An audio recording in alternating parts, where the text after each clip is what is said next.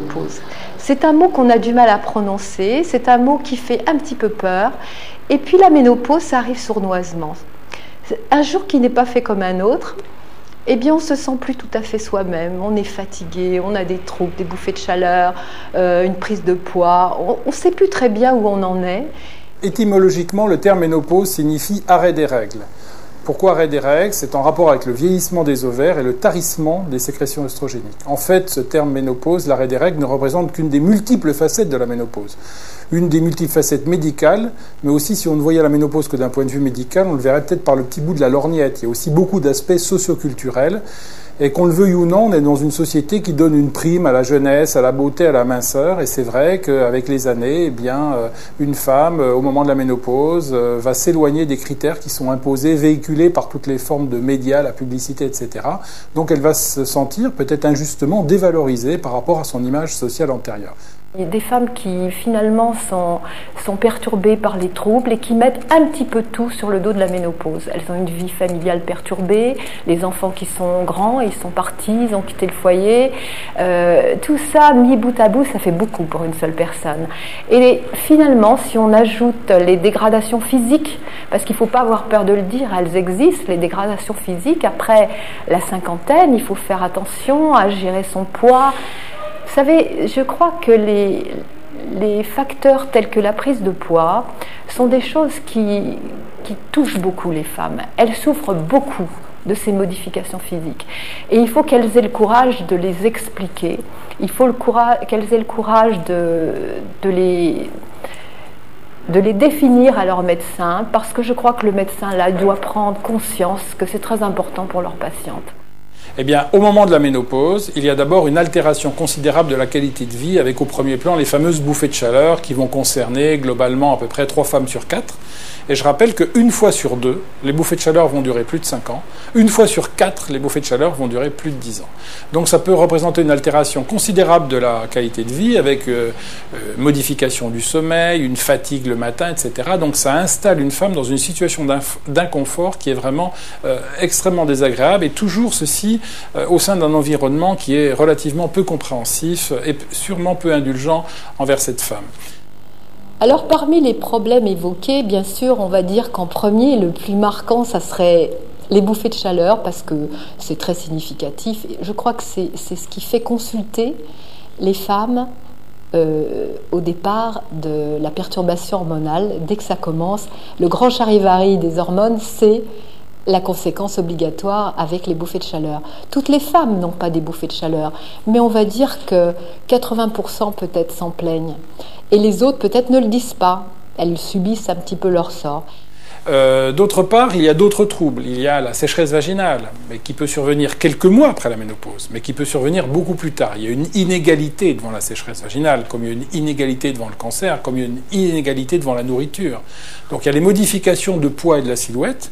La ménopause, c'est pas seulement un problème de kilos, c'est aussi un problème de centimètres. C'est-à-dire que quand on a une prise de poids à la ménopause, cette prise de poids, elle est exclusivement abdominale. Et ces modifications de poids et de silhouette perturbent la quasi-totalité de nos patientes, et je crois que c'est une préoccupation majeure. Donc si ça préoccupe nos patientes, ça doit préoccuper le praticien. Donc il faut vraiment qu'on s'attarde sur ce problème et qu'on puisse donner des conseils à nos patientes. D'autre part, cette carence œstrogénique va entraîner des complications à plus long terme. Au premier lieu, c'est au premier plan l'ostéoporose. L'ostéoporose, donc la déminéralisation. Et je rappelle que l'ostéoporose ne fait pas mal. L'âge moyen du premier tassement vertébral en France, c'est 67 ans. L'âge moyen de la fracture du col du fémur en France, c'est 81 ans. Donc, tant que ça casse pas, on a pas mal. Il ne faut pas confondre l'ostéoporose et l'arthrose. L'ostéoporose est une épidémie silencieuse. On pourrait dire l'ostéoporose, c'est un prédateur silencieux qui ronge notre squelette dans la discrétion.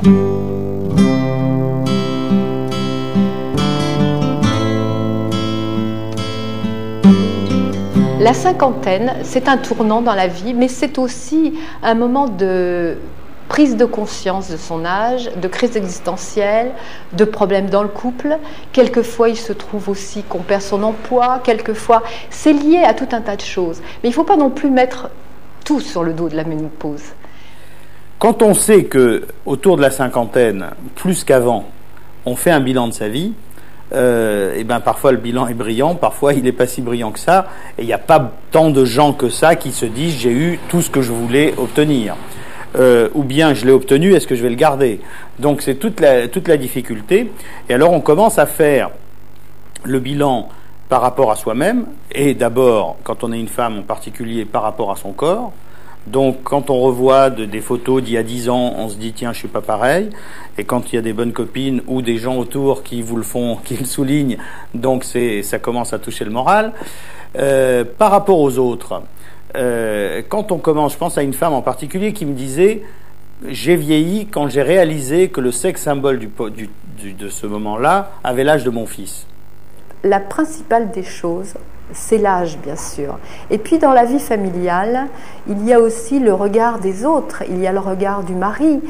Quand on n'est pas au mieux de sa forme et qu'on est en proie à des bouffées de chaleur, qu'on a pris du poids, qu'on n'est pas bien dans sa peau, on se lève le matin, on est fatigué, on n'en peut plus. On est complexé par rapport à son mari, par rapport à son entourage. On n'ose pas trop dire qu'on a des troubles, mais ça se voit de toute façon. Et puis, il faut dire aussi que une femme qui vieillit, une femme vieillissante, le mari, il voit dans la femme qui vieillit sa propre image vieillissante. Finalement, c'est dur pour nous les femmes, on nous en impose beaucoup finalement. Le conjoint est l'accompagnateur obligatoire, je dirais, de cette femme. Et alors, soit il le vit bien lui-même et il va renvoyer une bonne image, soit il le vit mal lui-même et il va lui souligner, alors parfois sous forme de petites vannes, mais les vannes passent plus ou moins bien en fonction des moments de la vie. Et donc, quand on souligne de manière répétitive, mais tu es vieille finalement maintenant, même dit en soi-disant en riant, c'est un mot clé qui va faire mouche et qui tout d'un coup va être difficile.